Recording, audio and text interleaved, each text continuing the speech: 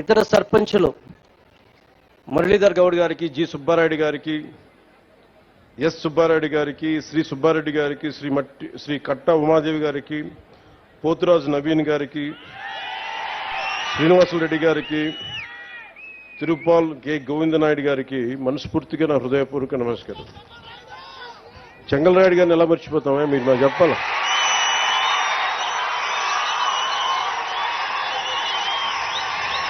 చెంగల్రాయుడు గారి శక్తి సమర్థత తెలియని వాళ్ళం, ఆయన పోరాట పటిమ నాయకత్వపు లక్షణాలు తెలియని వారు. ఆఖరిని చెప్దాం, ఆయన పేరును దాచి ఉంచుకున్నాం. చెంగల్రాయుడు గారి మనస్ఫూర్తిగా నా హృదయపూర్వక నమస్కారాలు. ఎందుకు ఇంతమంది పేర్లు చెప్పానంటే, ఎంపీటీసీ మెంబర్లు కానీ, వార్డు మెంబర్లు కానీ, సర్పంచులు కానీ, మీరందరూ ఒకరు ఎక్కువ ఒకరు తక్కువ కాదు, మనందరం ఆంధ్రప్రదేశ్ అభివృద్ధి కోసం పనిచేస్తున్నాం. మీ అందరూ మనందరం కూడా ఒకటే లక్ష్యం, ఆంధ్రప్రదేశ్ అభివృద్ధి. అలాగే స్వర్ణ పంచాయతీని చేసుకోవాలి, స్వర్ణ గ్రామాలు చేసుకోవాలి అనే కాన్సెప్ట్ తోటి ఇక్కడికి వచ్చాం. సో మీ అందరూ ఈ సభలో పాల్గొంటున్నందుకు మనస్ఫూర్తిగా నా హృదయపూర్వక ధన్యవాదాలు.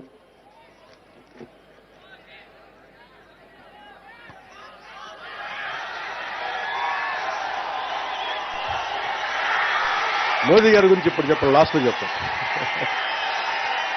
ఎవరైతే మోదీ గారి గురించి, చంద్రబాబు గారి గురించి లాస్ట్లో మాట్లాడతారు. ఎందుకంటే ఇదంతా జరిగింది, ముందుకు తీసుకెళ్ళింది ఒకరి అనుభవం, ఇంకొకరి సంకల్పం, ఇంకొకరి విజన్. సో వారి గురించి ప్రత్యేకించి లాస్ట్లో మాట్లాడతారు.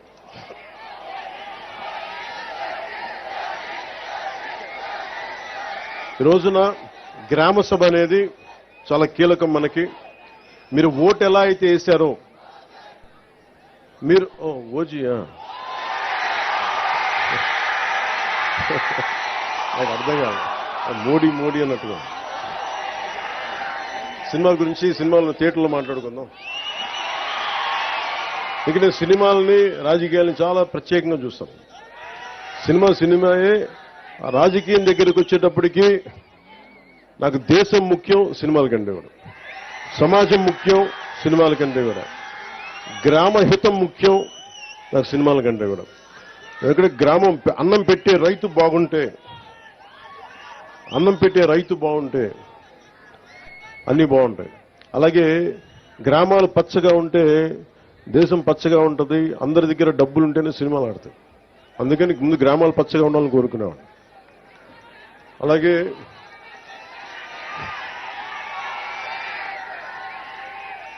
ఇంకొక ఇద్దరు పేర్లు చెప్పడం మర్చిపోయాను, క్షమించాలి. ఒకటి మన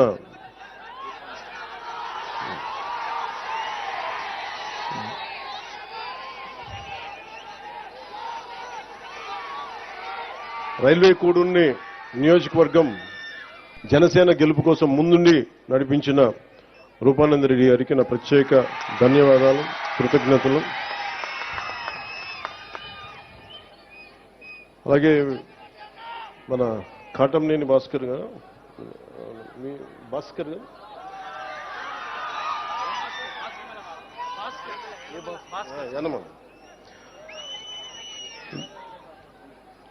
సీట్లు ఇచ్చేటప్పుడు చాలా కష్టం, అది చెప్పేసి సభలోకి వెళ్దాం. యాక్చువల్లీ యనమల భాస్కర్ గారిని మన రైల్వే కూడూరుకి నేను చేశాను. కానీ ప్రత్యేక పరిస్థితుల్లో కాదని మన ఆరవ శ్రీధర్ గారిని పెట్టుకున్నప్పుడు మనస్ఫూర్తిగా ఆయనకు సహకరించిన యనమల భాస్కర్ గారికి మనస్ఫూర్తిగా నా ధన్యవాదాలు తెలుపుకుంటున్నాను. ఇక్కడ నేను పార్టీ కోసం పనిచేసి ముందుకొస్తామన్న వ్యక్తుల్ని నేను పోగొట్టుకునే వ్యక్తిని కాదు, మనుషుల్ని కలుపుకునే వ్యక్తిని తప్ప విడగొట్టే వ్యక్తిని కాదు, దూరం పెట్టుకునే వ్యక్తిని కాదు. సందర్భంగా తెలియజేసుకుంటాం. ఆ గ్రామాభివృద్ధికి ఏది ఎలా చేయాలంటే గ్రామ సభ చాలా కీలకం మనకి. ఇది మన ఆంధ్రప్రదేశ్, మన భారతదేశంలోనే పంచాయతీరాజ్ వ్యవస్థని ప్రవేశపెట్టిన రెండో రాష్ట్రం అంది, రాజస్థాన్ తర్వాత. అంటే మనం అంత పంచాయతీరాజ్ వ్యవస్థని అంత ముందుండి తీసుకున్నాం మనం. గత ప్రభుత్వంలో అలాంటి పంచాయతీరాజ్ వ్యవస్థని ఎంత బలోపేతం చేయొచ్చో అంత బలోపేతం చేయొచ్చు. కానీ దురదృష్టం, గత ప్రభుత్వం దాదాపు 51,000 కోట్లు, ఇంకా సరిగ్గా చెప్పాలంటే 50 కోట్ల, గత ప్రభుత్వం 41,000 కోట్ల రూపాయలు జాతీయ ఉపాధి హామీ పథకం కింద ఖర్చు పెట్టామని చెప్పి కేవలం 15,000 కోట్లు మాత్రమే ఖర్చు పెట్టిన, అంటే కనిపిస్తున్నాయి రోడ్ల మీద మనకి ఖర్చుగా. రోడ్లు కానీ, సగటు మనకి అవసరాలు కానీ, మౌలిక అవసరాలు కానీ ఏమీ చేయలేకపోయారు. ఈ మిగతా 25,000 కోట్లు ఏమైపోయినాయో, ఎట్లా వెళ్ళిపోయినాయో ఎవరికీ తెలియదు. అంటే నిజంగా ఒక పని జరగాలి అంటే గ్రామ సభ తీర్మానం చేయాలి. పంచాయతీ రాజ్ వ్యవస్థని బలోపేతం చేయడానికి, ఇది ఆంధ్రప్రదేశ్కి కాదు భారతదేశానికి వెన్నెముక పంచాయతీ రాజ్ వ్యవస్థ. అందరూ నన్ను హోమ్ తీసుకోమని ఒకటే కోరుకున్నా. నేను అన్నా హజార్ అంటే పడి చచ్చిపోయాను చిన్నప్పుడు. మీకు తెలుసు, చిరంజీవి గారి సినిమా రుద్రవేణి సినిమా కూడా ఉంటుంది. అది అన్నా హజారే గారి ప్రేరణతో తీసింది.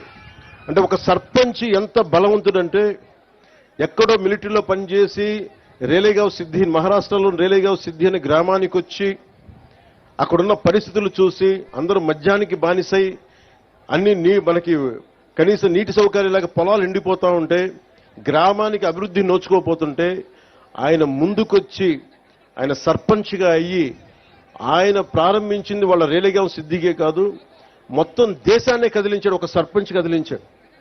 అది కూర్చోబెట్టి లోక్పాల్ బిల్లు కానీ, ఈ రోజున సమాచార హక్కు చట్టం కానీ, ఇవన్నీ ఆయన నాయకత్వంలో జరిగినాయి. అంటే ఒక సర్పంచ్ తలుచుకుంటే దేశాన్ని కదిలించగలిగే శక్తి ఉందనేది మన గ్రామాలు చూపించినాయి. అలాంటి 13,326 పంచాయతీలు కనుక బలపడితే, బలోపేతం అయితే, నిజంగా అభివృద్ధి దిశ వైపు వెళ్తే, మనందరం ఐక్యతగా ఉంటే ఆంధ్రప్రదేశ్కి ఎన్ని లక్షల కోట్లు వీళ్ళు అప్పు చేసిన అప్పులను తీర్చేయగలం. మనకు అంత శక్తి సమర్థత మనకు ఉంది. నేను అందుకని మీకు ప్రత్యేకించి ఎందుకు వచ్చాను, నేను మైసూరావారి పల్లి కంటే నేను రైల్వే కోడూరు, ఇది ఉద్యాన పంటలకి సంబంధించిన ఇది రాజధాని. ఇది ఇక్కడ నేను చాలాసార్లు ఇక్కడి నుంచి మామిడి చెట్లు తీసుకెళ్తే రుచి వస్తుందని చెప్తుంటాను. నేను అదే చెప్తున్నాను, ఇక్కడి నుంచి రుచి రాదు. ఈ నేల తాలూకు సారం ఇది, ఈ నేల తాలూకు విశిష్టత. ఇక్కడ పండు అంతే. ఇది అరటి పండు కానీ ఏదన్నా కానీ ఈ నేల తాలూకు సారం, విశిష్టత దీనికే ప్రత్యేకం తప్ప ఇంక ఏ జిల్లాకి ప్రత్యేకం కాదు. నేను ఒకటే అనుకున్నా, రాయలసీమ అంటే ఎందుకు పారిపోతారు అందరూ, ఎందుకు గొడవలు జరగాలి ఇక్కడ? రాయలసీమ తాలూకు విశిష్టత ఎంతమందికి తెలుసు? రాయలసీమ అనగానే కూర్చొని వాళ్ళు కూర్చోబెట్టి గొడవలునో ఇదని ఇవి కాదు. రాయలసీమ చదువుల నేల ఇది. కోస్తా జిల్లాల కంటే ఎక్కువ గ్రంథాలయాలు ఉన్న నేల ఇది రాయలసీమ. అలాంటి గొప్ప నేల ఇది. అలాంటి గొప్ప నేలకి అభివృద్ధి లేక ఎక్కడో గల్ఫ్ కంట్రీలకు వెళ్ళిపోతా ఇవన్నీ ఎందుకు జరగాలి అనేది నాకు ఎప్పుడు తాపత్రయం ఉండేది. ముఖ్యంగా రాయలసీమ యువత మీకు ఎంత తెగింపు ఉందంటే, నేను ఒకటే చెప్తా, కర్నూలుకి సుగాలి ప్రీతి సమస్య వచ్చినప్పుడు నేను కర్నూలుకి వస్తే 1,50,000 మంది యువత వచ్చారు. నేను ఆశ్చర్యపోయేవాడిని. అలాగే మన రైల్వే కోడూరులో నాకు విజయం అని ఎప్పుడు తెలిసిందంటే, నేను మనకి గౌరవ ముఖ్యమంత్రి నారా చంద్రబాబు నాయుడు గారు మేము ఇక్కడికి వచ్చినప్పుడు ఆ ప్రవాహం, ఆ జన ప్రవాహం చూసి,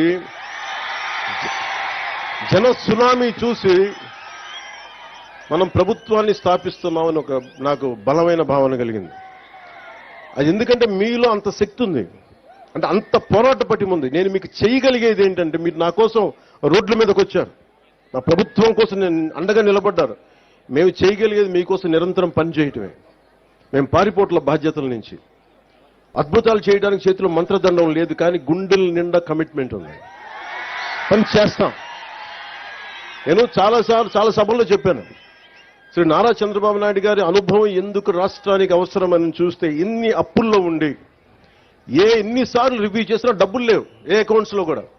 కానీ ఆయన అనుభవం వల్ల ఫైనాన్స్ మేనేజ్మెంట్ చాలా బాగా తెలుసు కాబట్టి ఇన్ని లక్షల మందికి మొదటి తారీఖునే ఆయన పెన్షన్లు ఇవ్వగలిగారు. అది ఆయన అనుభవం. నాకు ప్రజాదరణ ఉండొచ్చేమో, కానీ పరిపాలన అనుభవం లేదు. నేను నాకంటే బాగా ఆలోచించగలిగే వాళ్ళని.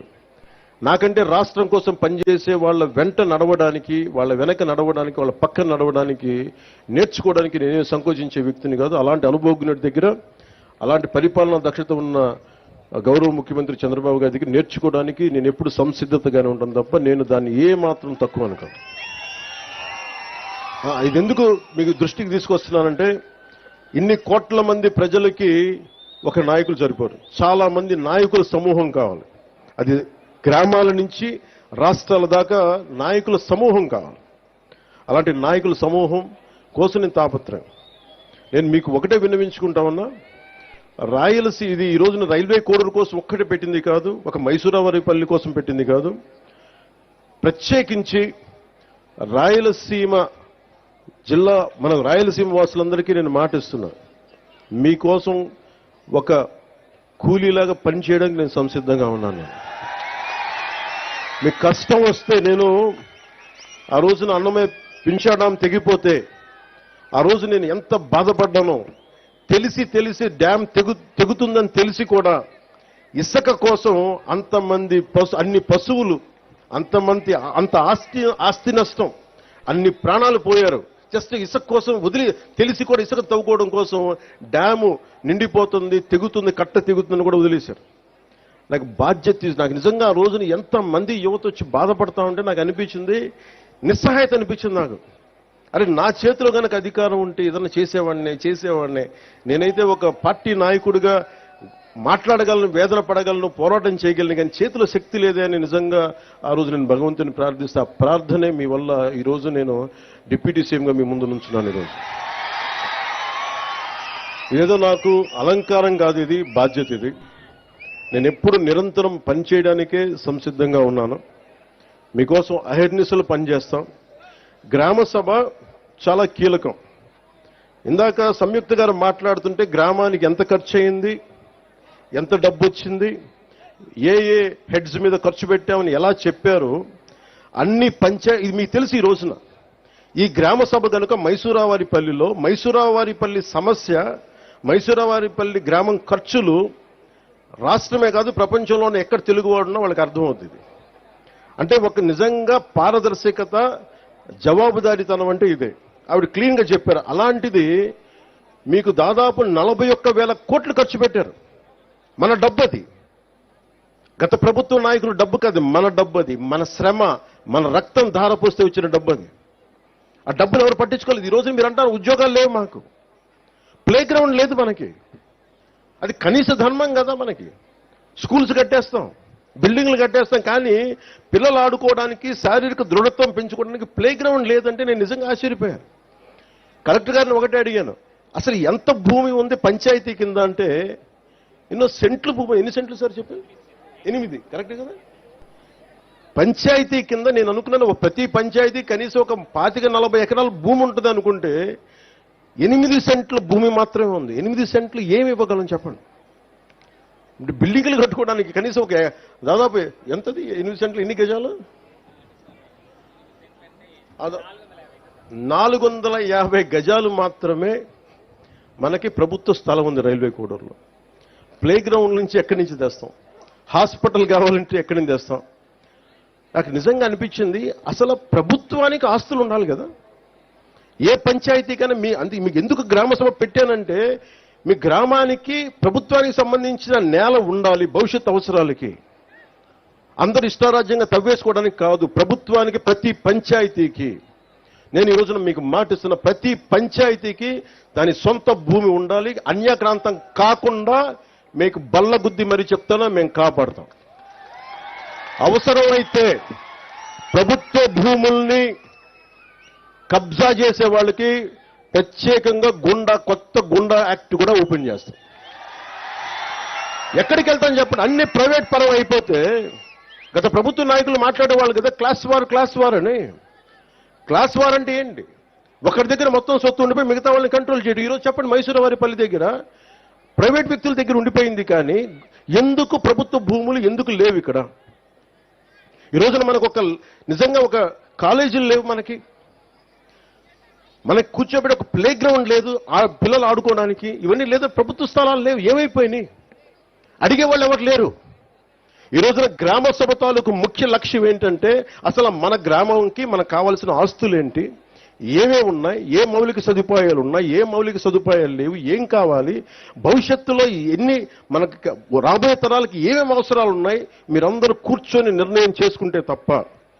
ఎందుకంటే వ్యక్తిగత ఆస్తులు ఉండటం వేరు, కానీ ప్రభుత్వ పరంగా పంచాయతీకి ఆస్తులు లేకపోతే మీరు ఎంతసేపు ప్రైవేట్ వ్యక్తుల దగ్గర దేహి అని అనాలి. ఈ రోజున మైసూరావారిపల్లి దుస్థితి ఏంటంటే దాతల్ని అడుక్కోవాల్సిన పరిస్థితి ఉంది ప్లే గ్రౌండ్కి. ఒక బిడ్డ, ఇది బేసిక్ కాన్స్టిట్యూషనల్ రైట్. ఇది ఒక బిడ్డ ఆడుకునే అది హక్కు, చదువుతో పాటు ఆడుకునే హక్కు ఉంది. ఆ హక్కు కోసం ప్లే గ్రౌండ్స్ లేవు. నేను మీకు మాటిస్తున్నా, దాతలు కనుక ముందుకొస్తే నేను డిప్యూటీ సీఎం ఆఫీస్ నుంచి నేను ప్రత్యేకంగా నిధులు సమకూర్చుకొని ఇక్కడ ప్లే గ్రౌండ్ ఏర్పాటు చేసే బాధ్యత మేము తీసుకుంటాం. అయితే నాకు కొంచెం దాతలు ముందుకు రావాలి.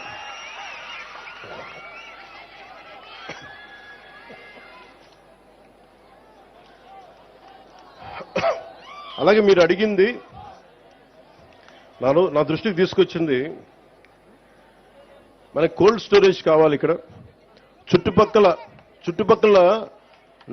మనకి అన్ని మిగతా చోట్ల నుంచి ఒక 4,000 ఎకరాలు మామిడి పంట, 3,000 ఎకరాల నుంచి అరటి దిగుబడి, 1,500 ఎకరాల నుంచి బొప్పాయి తోట వస్తాయి.